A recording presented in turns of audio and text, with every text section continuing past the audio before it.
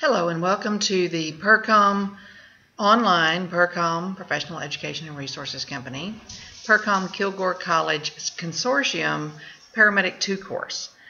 This course is designed to be about the last, it's about 60% of the paramedic course. And if you're seeing this, that means that either you have completed our Paramedic 1 section of the course, or you're already currently certified as an EMT intermediate or AMT, or you are transferring from another college paramedic program at a point where you can successfully challenge our P1 final exam and have passed that exam.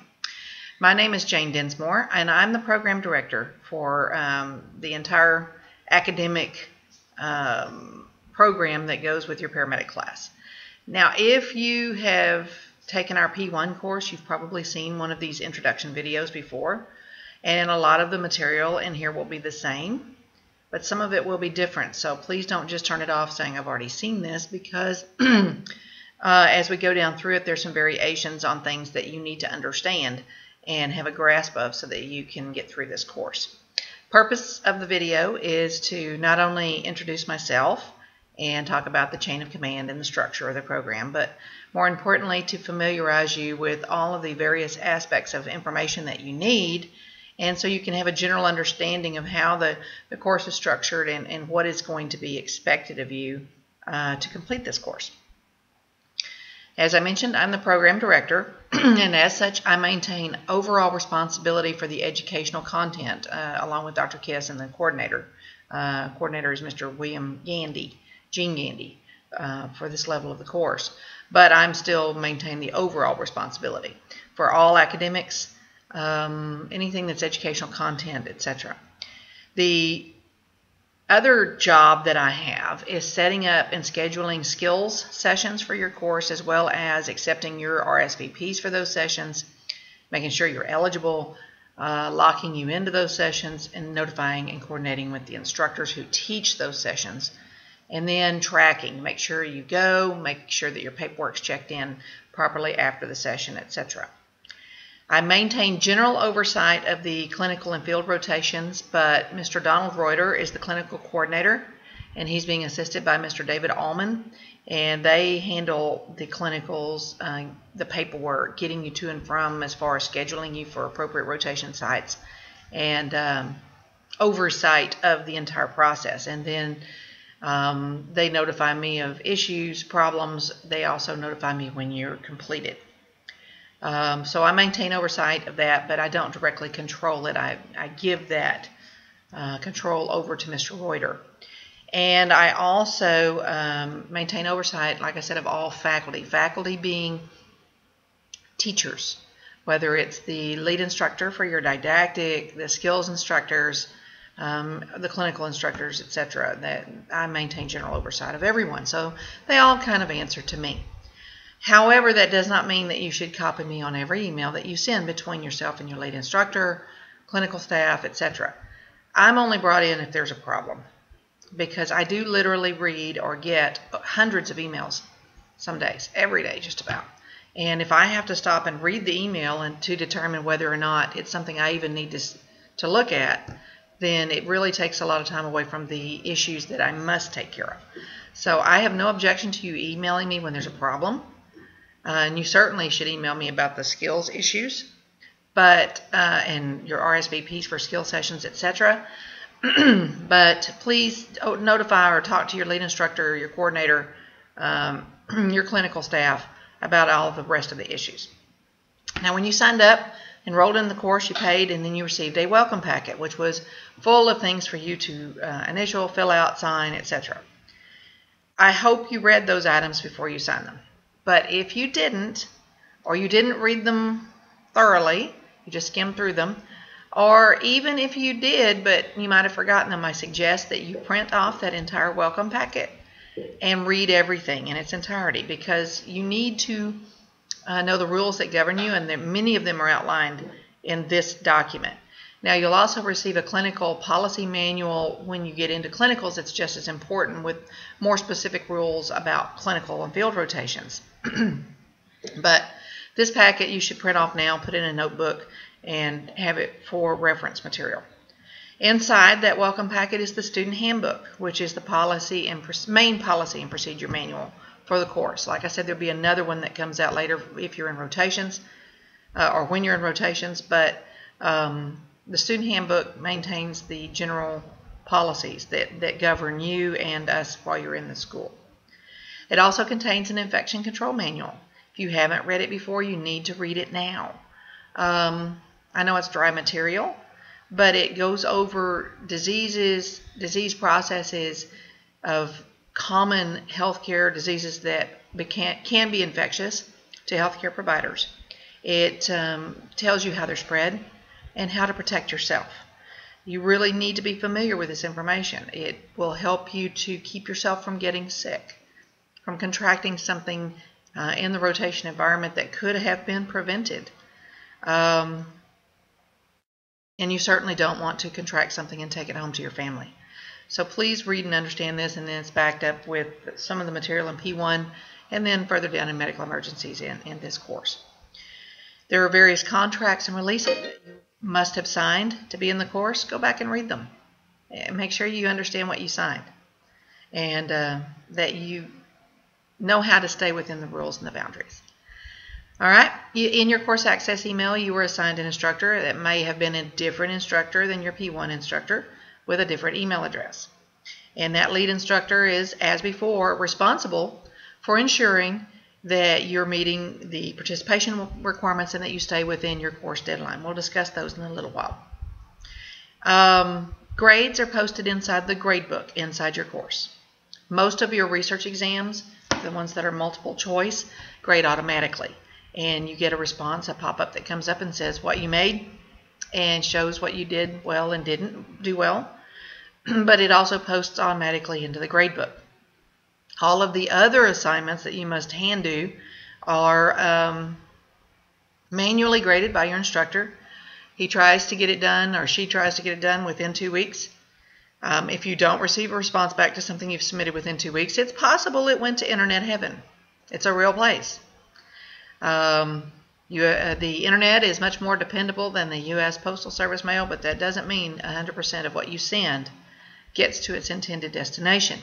So if you haven't heard back on an assignment within about 2 weeks, then email your instructor saying, hey, I haven't heard back on this assignment. Can you please tell me if you got it? And I'm just making sure that you received it. You don't have to wait for an assignment to be graded to continue in the course, but you want those assignments to come back. Don't be surprised if they come back with notes and things for you to redo, or even if you're asked to redo the entire assignment. Our job is not just to give you grades. Our job is to ensure that you're grasping the content of the course and that you are safe to practice when you come out of this program. We all like to be sure that if we look up and we've called you to our home and you're the one who responds, that we know that you have gained the knowledge and the skills and the capabilities that are necessary to care for us or our families effectively. You must maintain an 80 average to stay in this course. If you drop below an 80 average, you'll get one email warning and a counseling with a plan for you to pull it back above 80. You need to sign the plan, send it back. It's called an academic probation form. You need to sign it, send it back by the deadline that the instructor gives you to avoid being dropped as a fail.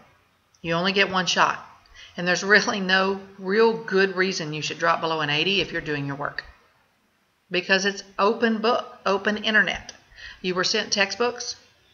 This course is not matched to any one specific set of textbooks. You also need access to an American Heart Association ACLS book, American Heart Association PALS book, PHTLS book, preferably more than one paramedic textbook, and online, and make sure you're looking at valid online sources. The test banks, the final exam, the National Registry are not matched to one textbook. Yes, we used the Jones and Bartlett platform and supplied that as your primary course textbook, but we understand it also has places that it doesn't emphasize as much as another textbook does. So we recommend you have access to more than one. And you're looking for the best answers to the questions. Okay? If you drop below 80 and you pull it back up, you will not be allowed to drop below 80 again. It's only one shot. If you drop below 80 again, it's an automatic fail. But again, it's not that difficult if you do your own work. Also, that means that you must do your own work. It is not going to benefit you if you copy or split up the assignments with other students that say, hey, you do this part, you do that part, you're not going to learn and retain. And if that's what you do, the odds are extremely high that you're going to fail the final exam. And if you manage to squeak by that you're going to fail the national exam. And if you manage to squeak by that you're going to hurt someone. You're seriously going to cause harm to someone because you will not have learned the material. You will not have learned what you need to take care of patients. The final exam is mostly scenario-based and requires you to critically think with the information that you should have learned all the way from EMT school through now and through this course. So I recommend highly that you do your own work. It's okay to get together and talk about questions and discuss issues.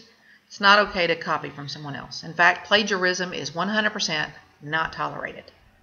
Plagiarism means you copied another student's work, you copied and pasted from online, you copied or typed straight out of an online source or a textbook source, and we do run the assignments you submit through plagiarism checkers. And if you get caught with plagiarism, you will most likely be expelled from the course for cheating. Cheating is not tolerated in any shape, form, or fashion. Other things that are not tolerated involve other types of cheating, lying, stealing, whether it's from fellow students, clinical sites, etc. Sexual harassment, especially physical sexual harassment, is not that's considered extremely serious, but any sexual harassment is considered serious. There may be some other ones that could crop up that would mean immediate expulsion from the course. Majority of things mean you would go on a counseling. And one of the things that you're graded on in this course is called affective behavior, which is professional behavior, general behavior, and attitudes. And you must have good affective behavior evaluations from the lead instructor, the skills instructors, the clinical coordinator, potentially from me, to graduate from this course. If you go on counseling because you've reached a rule or done something that was pretty bad but not enough to expose you from the program, then you must sign the counseling statement and plan and return it, and you must improve.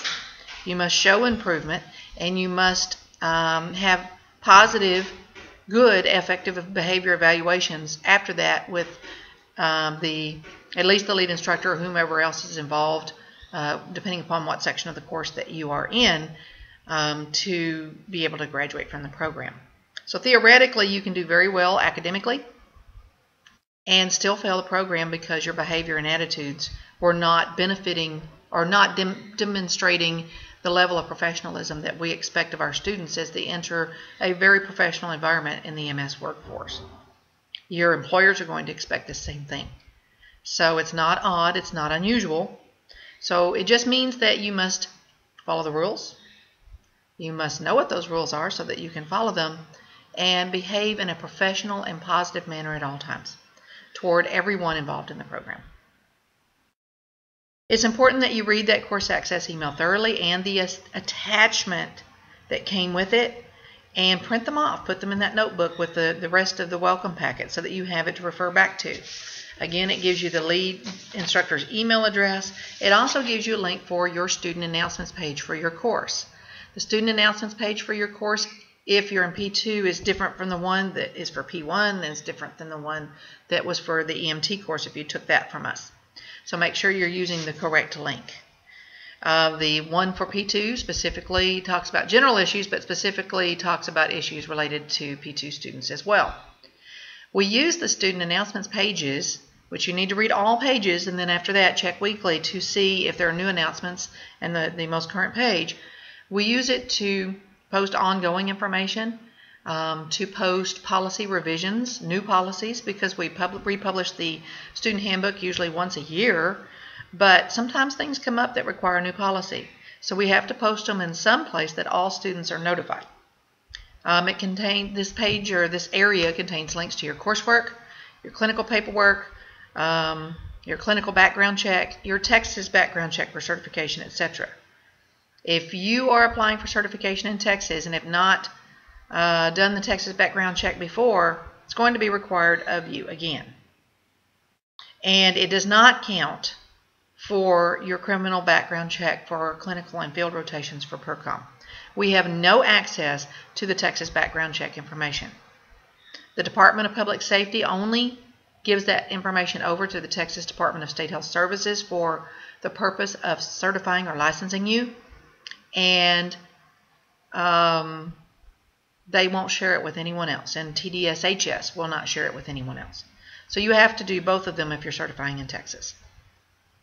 Again, every student has responsibility to check this page and read for new announcements at least weekly. This is where I even post the RSVP deadline reminders to remind you when you have to have your RSVPs in for skills sessions. So check it at least weekly. You are responsible for the information on this page. If you make errors, make a big breach or a big blooper because you weren't reading the pages, that's on you. It's here, it's available, and you are told in advance you must check these pages. So please don't forget to do that. Okay? The best idea is to use this area to log into your course every time, because that way you'll remember to check it. All courses have a weekly mandatory participation requirement. To do that, you must log into your course, your didactic course each week, and do some work. Even when you're done with the didactic course and have taken and passed final exam, and I'm sorry about the noise in the background, that's my parrot. Even when you're done with the course and have taken and passed your final exam, or maybe you're finishing your clinicals, you must still log in and log out each week, just like showing up for class. This is the only way we have to do roll call. Our lead instructors are scattered throughout the state, maybe other places. Our skill sites are scattered, and they have no access to know when you log in and out. Our clinical coordinators and staff are scattered. We even have skill sites in other countries now.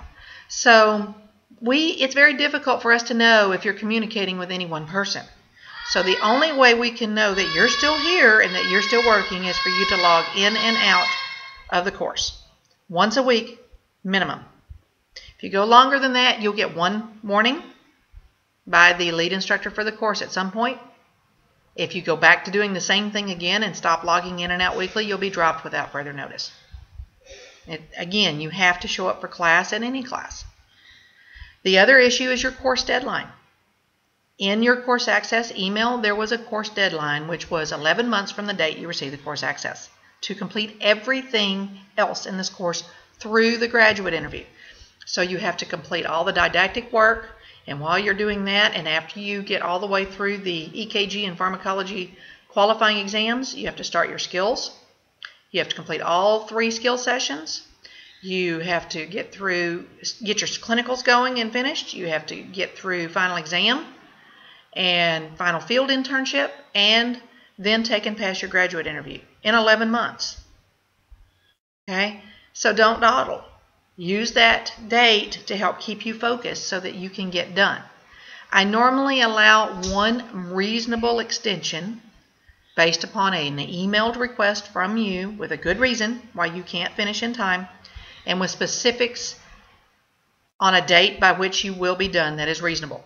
And then we're going to stick with that if you need that. But the best bet is, and the best thing for you, is to just be done within the 11 months. Okay? Scenario-based chat rooms are required for this course. 3 of them minimum, but you can do as many as you would like. The EMS chat for advanced courses is typically on Monday and Tuesday evenings at 7:30 p.m. Texas time. The P2 chat is more specific to Monday nights. And really, you should try to plan on being in those chat rooms. You can participate in both of them, but those are the ones where the instructor may throw up EKG strips and is going to be more specific to more advanced practice. The medical director's team sometimes participates in these chats as well, so it's an opportunity to interact with the medical directors or members of the medical director's team. Participation is required. Lurking will not get you credit. You can't just log in and watch what's going on and not actively participate in a positive and conducive manner. You have to ask reasonable questions, answer the questions that the chat room scenario giver is going to give. Try to participate as part of the student team for you to receive credit, or you will receive notification from your instructor that you're going to have to attend some more. Okay? So the best thing to do is wait till you get a little further down in the class so you have some good input, and you can utilize this to help you critically think like a paramedic. Stop. My apologies. Now, that having been said, skills are required at one of our designated skill sites. We cannot approve outside instructors to do one-on-one skills tests and skill sessions for you, so don't ask. We handpick our instructors. And even if we know who you're talking about, that doesn't mean necessarily that it's someone that we can work with. Maybe their site is too close to another site. Maybe it's someone that we don't have good experiences with. Or maybe the situation is they just want to do one session. We can't do that. We have to publish these things out, and we have to plan ahead. And we also have to do orientation for these instructors, which is costly and time-consuming on our part. Not anyone can do it because we have special skill sheets, we have special procedures, we have certain content that we expect to be covered, and in very short amounts of time. And so we have plenty of sites available, usually in Texas. Sometimes we'll add sites elsewhere, and we even have a site outside of Dublin, Ireland, if you're interested in that. There are 3 P2 sessions. 2 are practice, and 1 is testing, and they go in order. These are not mirrors like the P1 practice sessions.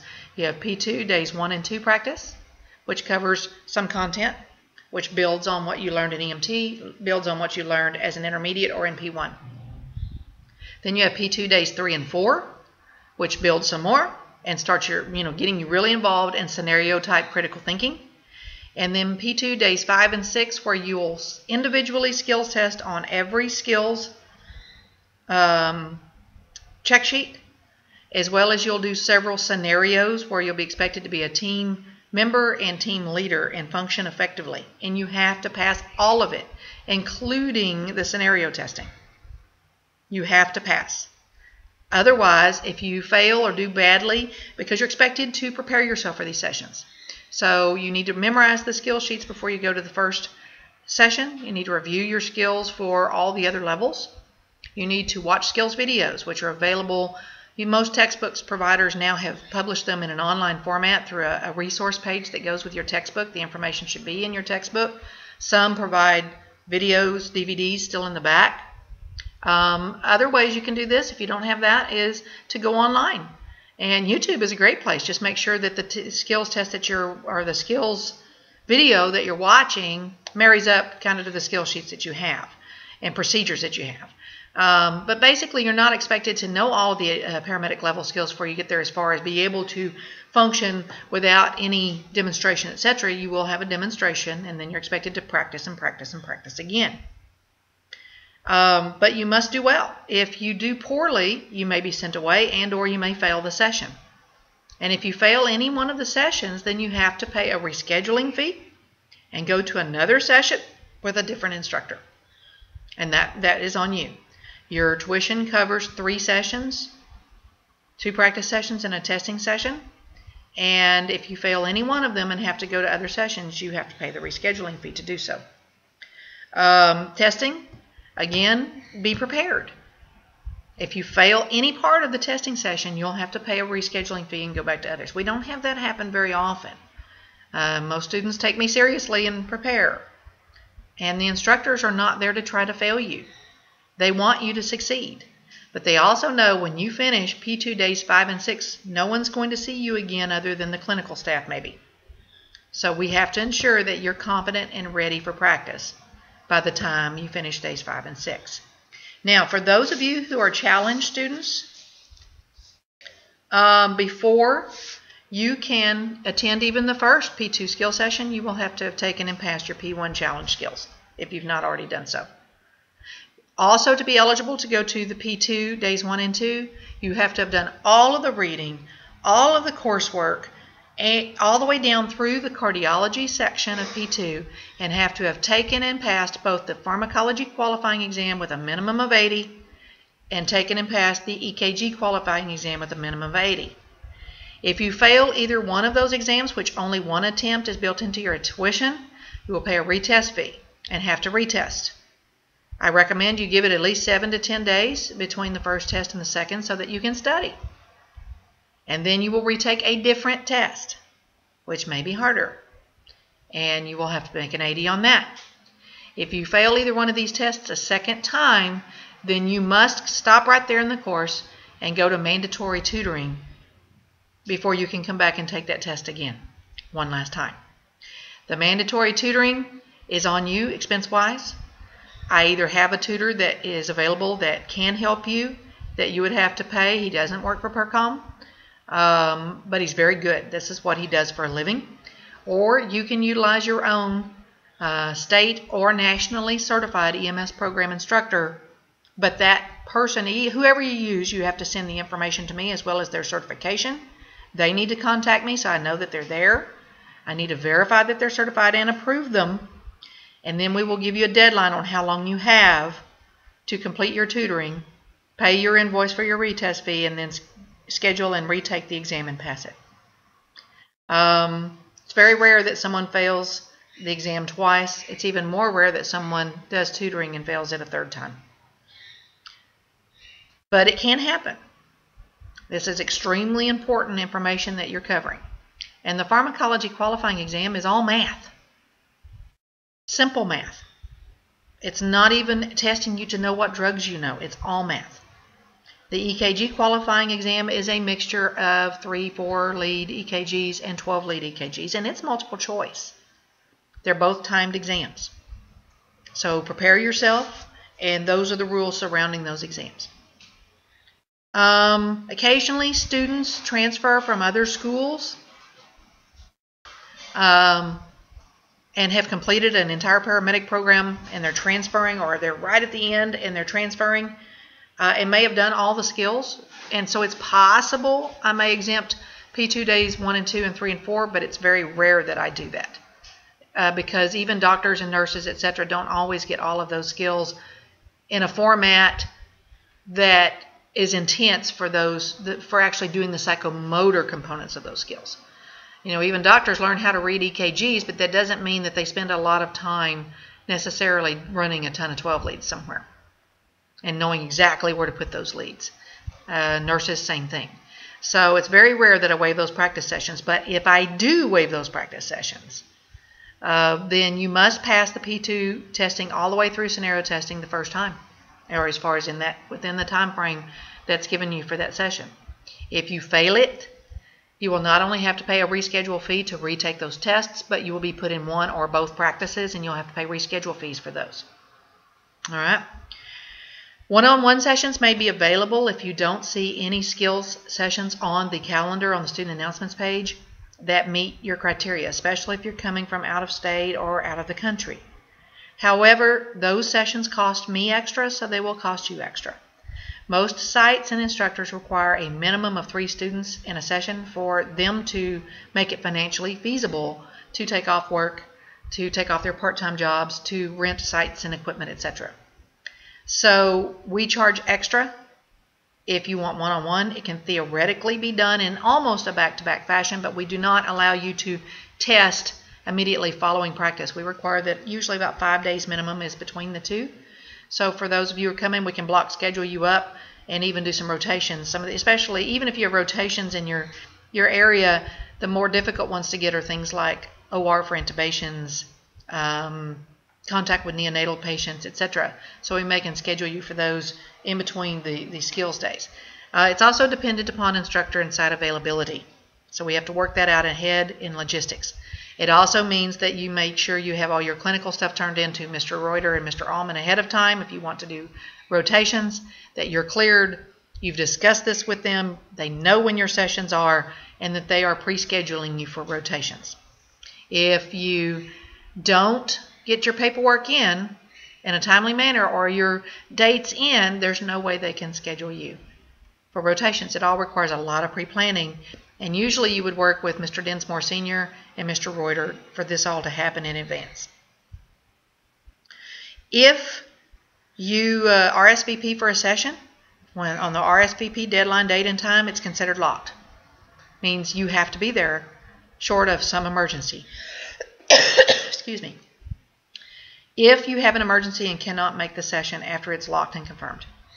As long as you can send me some evidence of what the situation is, we may, meaning the instructors may waive the reschedule fee. It depends on the scenario. But I don't do that. I leave it up to the site and the individual instructors of whether or not they will do that, because it, again, depends on whether or not they can afford to waive it after you've locked in. I've had some situations like bad weather. We recently had all the flooding in Colorado, and it washed out the roads around where one of our students lived. He couldn't even get out of the city, and we could see it on Fox News. So the instructor just, yeah, we'll waive that reschedule fee. He can reschedule. But I don't guarantee it. It's up to the individual site and the instructor as to whether or not they can or will waive it. And then I'll let you know. So the moral of the story is, if you don't want to pay more fees and be a no-show where you have to pay more fees, you got to do your best to be at that session after you have been locked in place. Skill sites are at various places, may change over time with some additions, deletions. Look at the calendar on the student announcements page and look for the words P2 days 1 and 2 practice, P2 days 3 and 4 practice, P2 days 5 and 6 testing. Those are the ones that you have to look for to plan. And then the RSVP deadline is Friday 3 weeks before that. So you can look back and see exactly when you have to RSVP. Again, unprepared students may get sent home either at the beginning of the session, or you may actually fail the session. If you fail or you're sent home, I'll be notified, and you will have to repeat the session with rescheduling fees at another site and or a different instructor. You will receive in the email after you're locked and confirmed a skills competency worksheet that you must review. Make sure you understand all the things that will be expected of you during the sessions. You need to print it off and take it with you to the session. It's your responsibility to ensure that you're getting all the skills that are listed there, demo practice, as much hands-on practice as possible, and to make sure that it's completed out. Take it, lay it on the table. The instructor will do a demo. You'll practice in front of the instructor. He may or she may divide up into different stations and be walking around, so sometimes your peers may be seeing you do a successful or an unsuccessful something. As you do each one, just make little hash marks and who watched you do it. And at the end of the session, you take that to your instructor. He'll look through, she'll look through and say, yeah, that looks right. Yes, and they'll tally it up and initial. Then they'll send a copy of that to me with the roster and evals from the session. I will then take and retally where you are and what you have left to complete to meet those requirements, and I'll put it in color, and I'll email it back to you before your next session. If you're one-on-one, that's going to be difficult for me to do, so you're going to have to try to keep track, and I would recommend you do a clean sheet every time if you're one-on-one, so that you don't get all the hash marks confused, and your instructor can submit them all to me. But if the sessions are scheduled separately where I can get those back to you in time, be sure and print off a new sheet that is in color, the new one that I do, not the same one you started with. Okay? That way things don't get too confusing to try to figure out what you did and did not do. If there are a few of them that are still outstanding enough to meet the requirements, then when your testing ones also count. When you're testing, any procedures you do there, and if there's still any and there's still time at the end of the session, then you need to ask that instructor to help you get those last requirements. If for some reason you get through all 3 sessions and you have not met all the requirements, something's wrong. Yes, it requires you and your instructors are focused. Yes, it requires you may have to even go, hey, I still need XYZ things. Let's do this before we're done, please. But that's your responsibility. If you get to the end of the 3rd session and you have not met all the requirements, you're going to have to pay a rescheduling fee and go to another practice session to get the rest of it. 3 sessions are included in the tuition, and if you cannot get all the requirements done in 3 sessions, then you'll have to go back. There's no way around it. I cannot let you graduate unless you have it all. This is part of the new requirements that are set forth from our accrediting folks and from National Registry for graduation. It's called your Student Skills Portfolio. All right?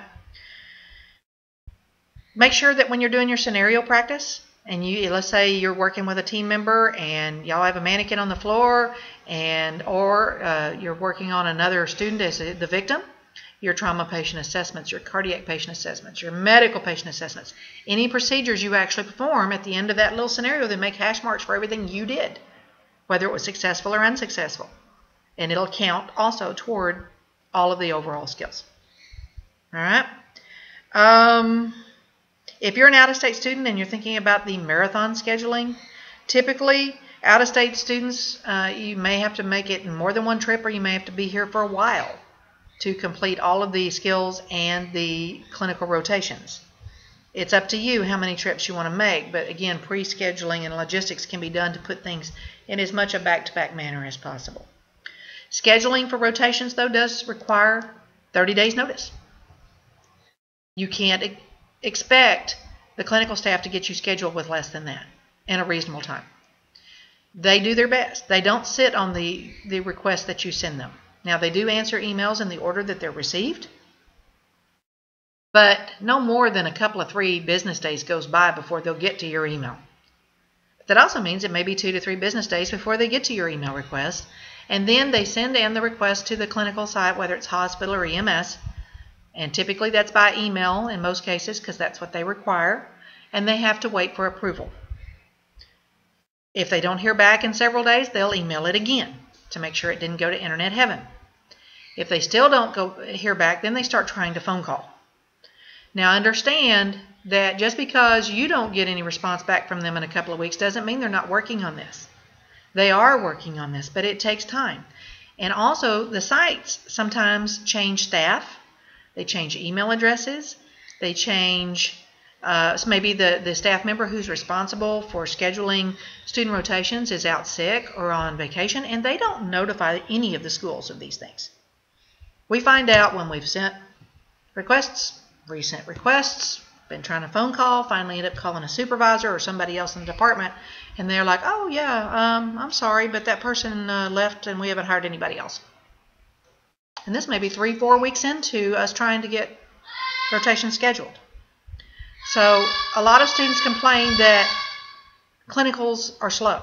And yes, sometimes they are. But it's not because of the clinical staff. They're doing their best to schedule everything they can based on the request that you give them. The further in advance you give them the request, the better off you are. Okay? If you give them requests and you are a no-show or you cancel them after they're already scheduled, there's a no-show fee. And you have to pay it for them to reschedule. So once you make sure your schedule's set, and then be there for your rotations. And there'll be some more information, and there's lots of information under the clinical button that you need to fill out. All the paperwork is there, and you need to read and fill out everything. It doesn't matter if you're going to this hospital or that hospital. Fill it all out. Send everything in. Send all the requirements in, all the shot records, everything that it says you have to have, you need to submit to clinicals at PERCOMOnline.com in advance. And it be checked in. And then you may get an email back saying, I don't have this, I don't have that, you need to send me this, you need to send me that. The only thing that has to wait is your 10-panel urine drug screen, and it has to be sent in 30 days before your first rotation, which means you need to coordinate that with Mr. Reuter on scheduling so that you can make sure that that comes in, because he can go ahead and start scheduling knowing that your clinical drug screen is coming in next week. And on this day you're going to get it done, and then you get it done. But he's not going to verify or approve those schedules until he gets it. So that needs to be done 30 days of your rotation to ensure that there's no hiccups on your scheduling. Now, sometimes students complain about shots. Well, I shouldn't have to have this shot or that shot. These are not set by us.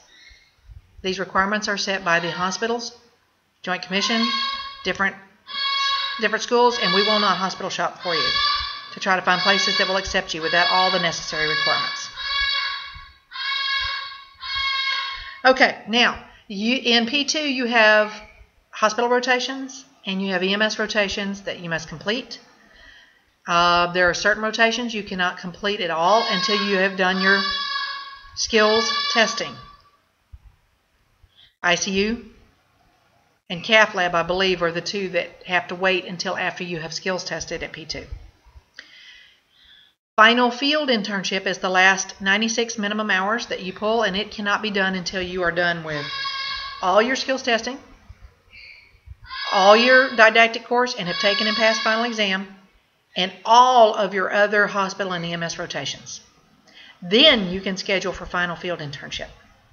Final field internship is also known as your capstone, and in the final field internship, you're expected to function as a paramedic underneath a preceptor's guidance, but you're expected to team lead calls. And there's a minimum of 10 successful team lead calls you must do in that 96 hours. If you do not get a minimum of 10 successful team leads, then you may have to pull more hours. And before you can start final field internship, if you haven't completed not just all your hours in your EMS and hospital rotations, but also all your patient contacts and skills, then you may have to pull more hours in those areas too. And still can't start final field internship until everything else is done. So just remember that. And also you have to have positive evaluations and effective team leading skills and running calls to pass final field internship. You can fail final field internship and not pass the program no matter what your grades were. So you have to do well. You have to be able to team lead. You have to be able to run a call, make the decisions with very little intervention from anyone else, and get through it so that we know that you're street ready. Now, when you have taken and passed final field internship, you need to notify me by email that you're ready for your graduate interview. I'll verify this with Mr. Reuter, and then I will schedule the graduate interviews. Typically, we only do those about once a month around our physician schedule, because the primary physician that we have doing this is an ER doc. He is a colonel in the Air Force. He is also the medical director for some services, and so he has a busy schedule as well. And so you're expected to schedule or meet the schedule that we can get around his schedule. He doesn't meet yours. So even if it means you have to take off work to do the final field graduate interview, I'm sorry, but that's the way it is. It'll only be about 45 minutes of your time. And we have no way around it, but I'll try to be as negotiable as I can. Usually what happens is I'll find out his available dates when I know some students are due. I'll post them on the student announcements page, dates and times of what, and we'll try to get everybody funneled in so that they're back to back on 1 or 2 days that are on that schedule. Now, the graduate interview is the final step. It's scenario based, run by the docs. I'll be there, or someone will represent our staff to be there to monitor, but you must pass it. And basically they're taking a snapshot of what you know, trying to see that you have put enough together from the course that you have the knowledge base and the critical thinking skills to verbally run a critical patient call. And it is possible to fail it. We haven't had many students that have failed it so far, but some have. And if you fail it, then we'll decide what you need to do for tutoring, but it means you need to go back for remediation. You need to go back and get with your instructor. You may need private tutoring, whatever it takes to make sure that you fill in whatever those gaps are. And it's just a snapshot. Your gaps may be more than what is identified off of a one-patient scenario. You know, all he'll be able to see is maybe you're having trouble with this sort of patient. But overall, you know, it would lend suspect to maybe your knowledge on your pharmacology, or your knowledge on your pathophysiology of disease, or your ability to just run a call, to put it all together and effectively think. So tutoring would be required. Once your tutor has cleared you to retest again, there is no fee for this one, even though we do it one-on-one, because we realize this one's stressful enough. But when you retest, you get one because of that one retest on your graduate interview. And you must pass it. So theoretically, you could make good grades in this course. Your effective behavior could be good. You could have gone all the way through final field internship and still not be able to meet the standards that the medical director set. That is very, very rare. But it puts the burden on you to make sure you're ready. And if that doctor says, yep, you're ready to enter the workforce as a street-level, entry-level paramedic, then we will start processing you out for graduation. The process for graduation takes usually about 2 weeks from that time. We make sure your file is all complete. Then my secretary gathers all the necessary documents for Dr. George Kiss, who's the medical director for the program, the lead medical director for the program, to review. I send them to him. He is also a very busy man. He's medical director for a busy ER. He's the medical director for Harris County Emergency Corps. He's the medical director for the Harris County SWAT team, and he also functions as a SWAT team member as a police officer. So he's very, very busy. So it may take a few days for him to review it and get that back to me and sign the form, the terminal competency form that says, yes, he agrees you're ready to graduate. He also reviews the write-up on your graduate interview in that time period too, and may even watch the video, because we do video capture of the graduate interviews. So once he sends that information back to me, that form, as long as you have set up your National Registry web account appropriately, have filed an application for your paramedic testing, and have correctly listed in the drop-down menu that you're graduating from PERCOM, Professional Education and Resources Company, whichever way it's listed, then I'll be able to see it in my account, and I'll mark you clear as soon as I get the notice from him and email you that you're cleared. Then I'll send the form back to my secretary, and it'll take her a few more days to finish your file, to process an actual course completion certificate and a letter of instructions, and then she'll email that to you so that you can print it off on your end. If you require a paper signed copy, then you'll need to let us know that so that we can send it to you. But most everyone seems they're pretty happy with the email of that, but we'll do it either way. We do it by email automatically. Let me see. I think that's about it. I know that sounds kind of scary and daunting in some ways, but don't let it. You know that you want the person who comes to your house as a paramedic taking care of you and your family to be competent. You don't want them to just slide through a course somewhere. You don't want them to hurt you or your family because they didn't learn and couldn't function. And that's what we expect of you. We don't expect you to be experienced like a 10-year veteran paramedic. We expect you to just be minimally competent so that you can enter the workforce without supervision.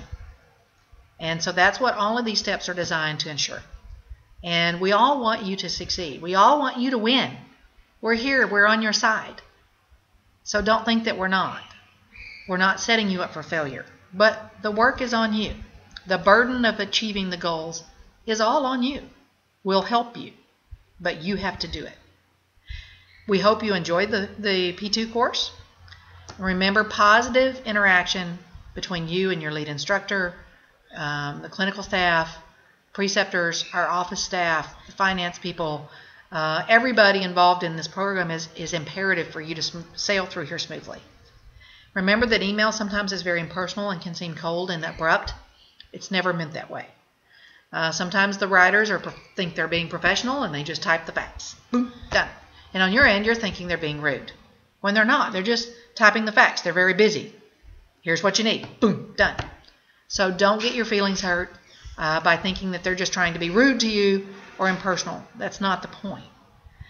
If you're not understanding what they're saying, or you feel like maybe they're being rough on you, email them back. Say, well, this is what I took out of that. Is that what you meant? You know, and then talk about it, because typically that's not the situation. If for some reason the interactions get too abrupt, and then I may be brought into the situation. But the best way for you to succeed is always be professional, courteous, and considerate. Even if you think someone else is not being so with you, whether it's a preceptor, someone at the hospitals, whatever. That is your best way to get through the course cleanly and to teach you how to function as professional. Because professionalism starts with you. We hope that we will see you again soon at the graduate interview online. And take care and let us know if there's anything else you need. Thank you.